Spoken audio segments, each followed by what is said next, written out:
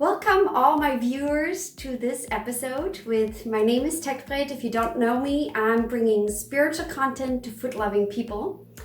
And this is my guest, Ganral from the Jesus Yoga movement today. Again, because we're doing a follow-up video on a video. You find it on my channel. It is called Understanding Food Fetish and the Divine Feminine. And it's really a great video of really answering so many questions of yours. For example, why am I doing this channel? And so I would like you to actually move over there and watch that other video, the interview first, because this is a follow-up. So questions that arose from you guys that you gave to me, we're gonna answer right now in this follow-up interview. So thank you for coming on my channel again and answering the viewers' questions. And we're going to start right away with the first question. Here's the question I have regarding ego. Do you believe ego was always part of our society and social media is just highlighting that aspect of our society, or social media driving that ego? So we have to understand that we are now living in a time where mankind is pretty much separated from God. So most people are separated from God. That means they are not living in a state of unity with God. And the separation, this is like what is causing this strong growth of ego in one person, because a person separated from God is now on its own and has to find or create purpose, has to find or create success, and is now finding out what to do and is experiencing the world in an egocentric way. Like, here I am, everything around me. This is my experience. I don't experience oneness. I don't experience to be in a deep connection with everything. So now I have to find acknowledgement. I have to find something what is inspiring me. I have to find purpose and I have to get feedback. And now I have to become strong against everything what is outside, and I have to be in competition with everybody else. And this way, because most people are, and society and mankind in the whole is in this state, we are creating our society because of this situation, because of the lack of experiencing God, experiencing oneness.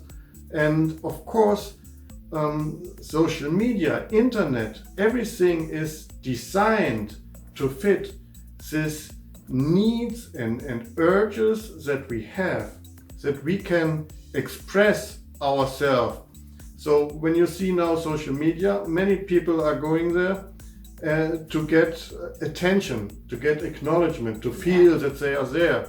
And so it's like almost a currency.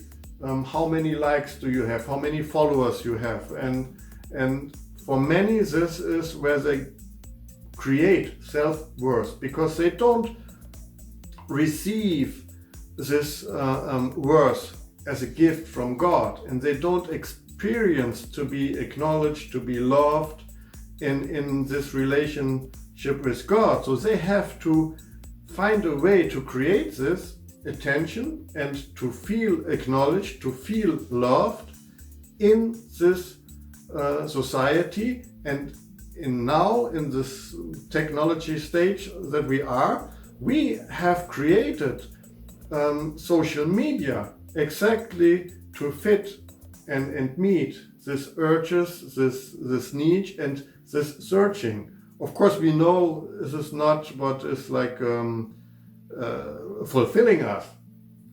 And many people have like a real life and they have a social media life, and both don't fit together. Yeah, that's interesting, because Instagram, for example, you don't show your real self. So actually, you don't expect people to accept yourself, how you are, but the perfect self that you have created and that you're just presenting to the world, which is like maybe not even, it's totally fake and maybe not even the truth, right? Yes, one can look at it as people are creating a lie and presents a lie to get acknowledged, to get attention, to produce self-worth. So this is a way to look at it. Another way to look at it is that people feel that to get attention and to get self-worth and to create a self-identity, they have to meet different standards. So when you talk today about success, then people immediately think about, okay, what kind of job do you have? How much money do you make? Or this is like how many attention do you create? How many followers do you have? So this is the categories where society is setting standards, and people want to meet the standards. So it's not that much that they create a lie and present it. Of course, this is often what happens, but is they create their dream life, what they want to have. And it's not about lying to society, but it's much more about lying to oneself. Like, this is the life which is perfect. I myself know I'm not there. Society expects me to be there. I'm only a worthy part of society. And when I'm living like this, so I want this, I show this, and I try to be this, but then comes the frustration, and people experience they can't be like that. What many people show in social media, what they create, and what they set as how they want to be, and then they experience they can't do it. And then they experience like a depression and a lack of self-worth, and some even compensate this in setting even the standards higher and force themselves in situations and proclamations and what they show where the standard is even higher to compensate this. So it's very... Yeah, but it's based on a fear of being rejected and not accepted if you're not perfect. So that's why there's so much more problems coming on, like women trying to change their look by operating themselves or heavy makeup or anything, feeling that you're not worth anything. Yes. If you don't change, like you're not looking perfect, you're not presenting yourself perfect. And of course, I wouldn't want to, like, if I'm sick and bad and I've thrown up all night, I wouldn't want to go on the internet and present myself that way. So there must be a healthy way to this, and a healthy way of internet and social media, like a balance, and, not going overboard and creating these things. So what is the solution to that? So the solution is to understand that this whole concept doesn't work. So from the beginning, so we have the ego, and when we use social media to interact with our ego and to find identity over our ego, like so many people say when they ask, who are you or what do you do, then they refer to their job or to their social media activities. But that's not their identity. That's a problem. You cannot define identity over that. So it's all a lack that people are experiencing, which is coming from separation from God. So when you are in unity and connected with God, you experience that you are loved, you experience that you are accepted, you experience that you are acknowledged, you experience that you are worthy, you experience that you have a purpose. And all this, I can go on with that list. And when you are disconnected, you live in a state of ego, where you have to create all this for yourself and where you have to create identity for yourself. And this is what you can see. People are trying to create their identity, or people are trying to create their purpose, and people are trying to feel loved and feel acknowledged as a feedback from what they are showing, what they are pressing, and they expect society to give it to them. But everybody else who is living like this, so we have individuals that are always expecting the other one to fill them with love, to fill them with acknowledgement, and to make them happy, to fill their needs. To make them happy, to fill their needs, and this is not working. And we have like a trade system going on, like we trade likes as an interaction. I appreciate who you are. I see you are something special. I see you are worthy. I see you are loved. I see you. But people are clicking like 20 buttons like just to get 20 buttons like back. And they don't really care about the other person. That's what's going on. So we are living like in a trade situation, and this is of course not fulfilling. So what is a healthy way? Just understanding this concept is not working, and don't expect this from the social media. When you have a connection with God and you are fulfilled, then you are able to share. Then you can really use social media to give to other people without expecting to fill your needs. Right. And this is a healthy way to do it. First, you have to be filled with love or with knowledge, and then you can share it. And then you are not in this trade agreements, what is going on, and you don't try to fulfill yourself. And when you have a group of people that are unfulfilled and everybody is expecting the other one to fulfill them, so that's an illusion that's going on, and it's just not working. Right. And you need to leave this concept behind. And when you leave the concept behind, connect with God and get rid of your ego, then something happens. You start to be really you, to find your identity, and you are fulfilled, and then you can share this with others, and you can do this in social media. And this is how we can really use social media. And for those who are unfulfilled,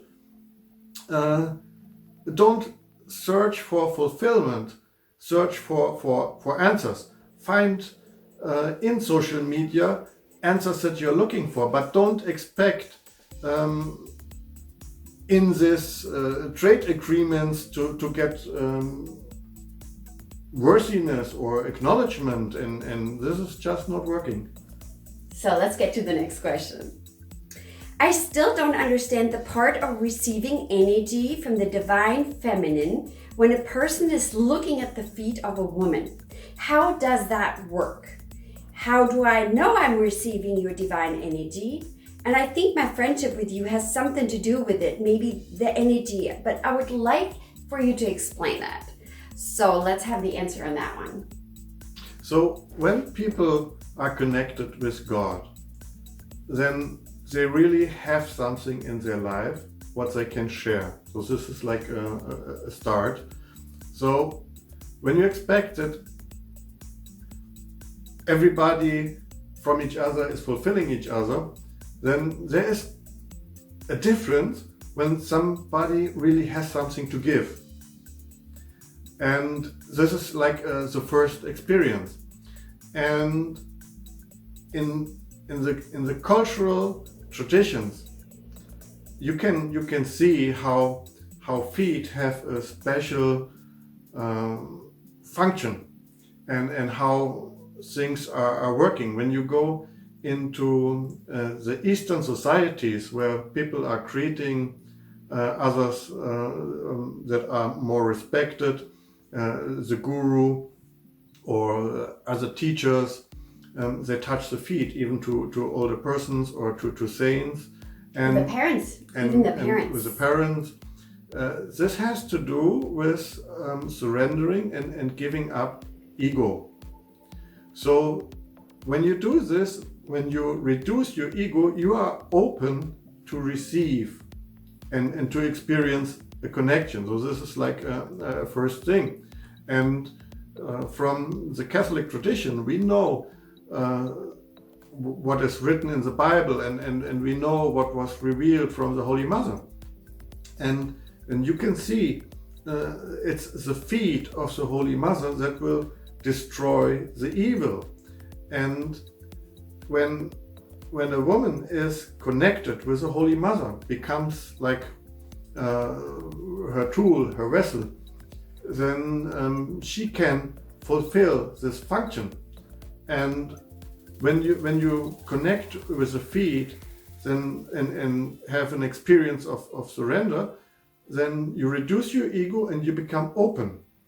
And then the Holy Mother is using women as a channel to bring blessings, divine blessings to people. And you can say that, like, from the crown chakra, like energy enters. And crown chakra is up here. If people don't know the yogic way, it's right up here. There's different energy centers all the way down the spine, and it starts with the crown is the highest place. It's right on top of your head. And then the energy flows through the body and radiates from the feet. So it's like when a woman is connected with the divine, with the Holy Mother, and is used by the Holy Mother to spread energy, it's like she is bringing from heaven, from above, the energy down, and wherever she walks, she's like bringing down the energy, blessing everything, and radiating this divine energy. So this is the traditional concept that we know, and it's working. And some people experience it, and other people experience a transformation, and they have different thoughts, they have different look on what's going on, and they experience that they are growing spiritually. And there are many things that can happen when you let go of ego and you are open to receive divine energy. Well, what about the people that do not feel anything? Like you're meditating, you're looking at the feet, or you're connecting, and you're not feeling anything. Yeah. That's really difficult. Sometimes you really don't feel anything, but you can look at your life and you will see, oh, something has changed. So it's looking back over at your life then that things have changed. You might not even have noticed yourself, but it comes in itself, and it takes time. It's not like it's one thing after another. Usually transformation and growth takes time. Yeah, it's also like when you get a new dog, a little baby, a puppy, and you don't see how it's growing every day. It's true. But already you look at pictures after 1 month, and you can see how much the puppy did grow. And after 1 year, you didn't notice every day what was happening, but you have something like this, and then you have something like this after 1 year. So it's when there's little steps, sometimes we don't experience. Some people have breakthrough experiences, and they have visions, and they have energy that they can really feel in their body. But it's not that important to have these experiences. It's good when you have, but you don't have to. Yeah, you shouldn't base it on feelings. If you're just being led by feelings and then you don't have them anymore, usually these people are really disappointed, and then they may even turn somewhere else because they just want that feeling, that fuzzy feeling, or if it's all about just feelings, you're going to be misled. And I sometimes experience the people that experience like huge breakthroughs or huge surges of energy or something like that are usually the people that get through that is sign for them to really, like a confirmation, to experience it and stick with it. But they don't take it that way. They want to have that same feeling every single time. And then once they don't get it, it's not for them actually doing good to have all these experiences because they fall away. So it is something very good to experience that, but it's not telling you how much you will actually receive. It's almost like candy given to you that you can enjoy, but you shouldn't expect every time to get that candy. Yeah, exactly. We cannot make this mistake and looking only for instant special experiences. It is about life transformation. Yeah, instant gratification. It is about a growing process. And yes, when a child grows, one day it will experience, oh, my shoes don't fit anymore. I need new shoes. So, but you cannot have this experience every day. Then you would need to buy new shoes every day. So it's not working. And it wouldn't be working for the parents either, believe me. And it's not the point. The growth, the purpose of the growth is not that you need to buy new shoes.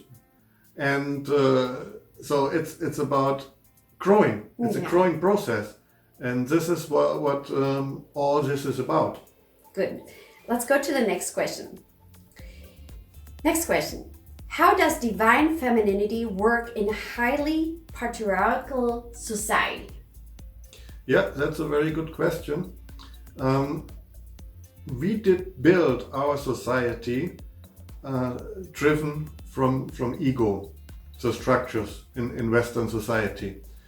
And especially men had this urge, and also it was expected from them to be somebody by becoming successful. And so they created a society that can fit this need they think they have, or what they experience. The experience is real. And so we created here a society that is very patriarchal. And a problem is that there are structures that makes it hard for women to be in their feminine part.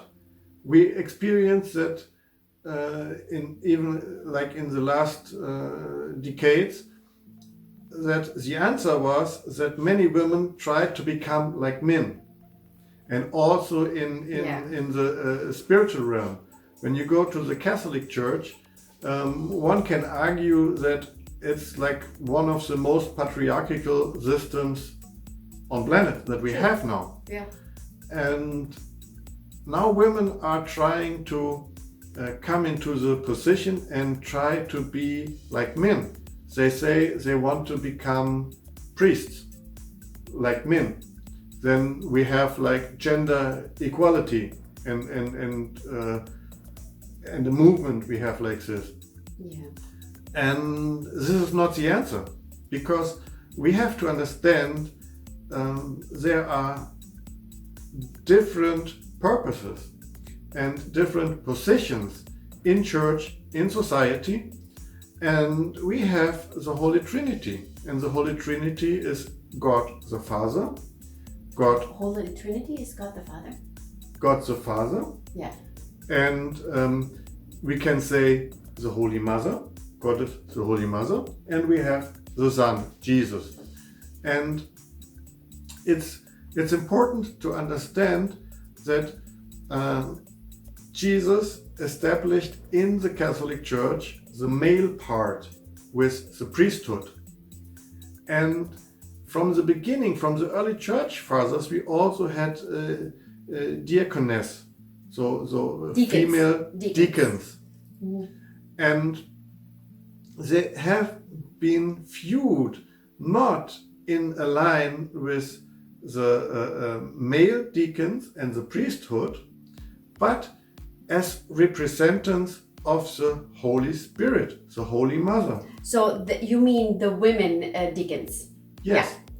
So we have to understand that there is a different purpose. So the male part was given the priesthood, and the female part, they are to represent the Holy Mother and bring the divine energy and the gifts of the Holy Spirit to mankind. And this was suppressed in the church and also in society. And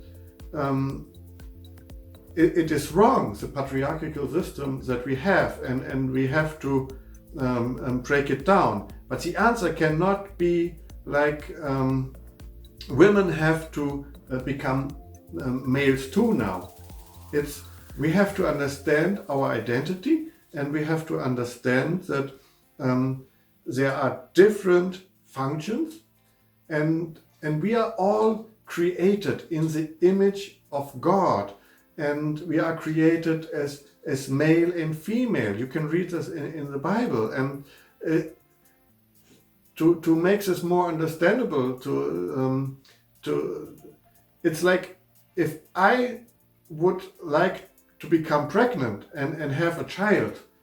I mean, I can argue as much as I want and start a political campaign, but with the technology we have now, it's just not possible. It's not happening now. It's not happening. And there's a problem too that a lot of men today are being pressed into being more feminine and taking actually like females want to be like men, and men are being pressed and being more female, like taking up more of the caretake role and all these kind of things, which is not bad for men to take care of their children. But if it gets to the point where they need to be like women, there's like this other movement, like there's no gender difference anymore. So females are like males and males are like females and everything. It's not working. Even physically, it's not working. I mean, as women, we are the only ones that bring life and that are able to bring life. And nobody can change that. No matter how they want that, it's not going to happen. It's just not going to happen. Yeah, we can see that society now is a place for people to explore their identity. They have to, when they are separated from God, they have to create identities, they have to create purpose. And in this search for creating identity, there is like a big experiment going on in what are genders. And now we have like 50 or 60 genders. It's not only 2 genders, and every day more genders. Crazy. I cannot even sum up all the genders they have created now. And crazy. This is part of the society we have. And people are going into an experimental state and try things out. And society is giving this opportunity. We cannot say it's wrong. We can just say this is part of being separated from God and a part of searching for identity, part of searching for answers. And this is just the situation. And it's important to understand that this patriarchal system that we have, that's wrong. and people are experiencing this because more and more women want to step up and have a bigger role, a bigger purpose, and they are searching for it and they're creating it, and it's, of course they have the right to do that, and we have to acknowledge that we should have a society that is enabling this. And so we are in a change. We experience how society is changing, and we have different groups with different experiments going on that are looking for answers. And with this experiments in society, it's a little bit like what is going on in Instagram. You create an identity, you present it to others, and you expect to be acknowledged, and you expect to receive any kind of fulfillment through what is going on. And when it's not working, you adapt it and you start a new experiment, and this is what is going on. And the answer is we cannot create it ourselves. No matter what we created, we don't have to look at this experiment and say, well, I don't like this, I don't like that, or maybe we do this better, or we should start something and do it this way. It's a whole concept that God is giving us identity. God is giving us purpose. God is giving us a calling. And God created us in a special way. And only when we connect with God, we can be fulfilled, we can find our true identity. And as long as we are in this outside concept, it's just not working, and it's frustrating. And to connect with the divine, God is sending. So he's sending the priesthood, it's a male part, and the priest comes with different gifts that he can give. And also the Holy Mother is sending women with special gifts to mankind. So we have different concepts here going on, and God is offering gifts to mankind, energy and sacraments and all this. And we have different parts. Everybody is called to be a part of this, and we have different parts and different callings, and some are in the line of the male part. From Jesus installs the priesthood, and then we have the women that are radiating a divine energy and offering like the service of helping to overcome ego, coming down from the Holy Mother. And we have to just be aware of what is going on and look at the gifts that are offered to us, and then we are free to decide to experience and to receive the gifts. That's what this is all about.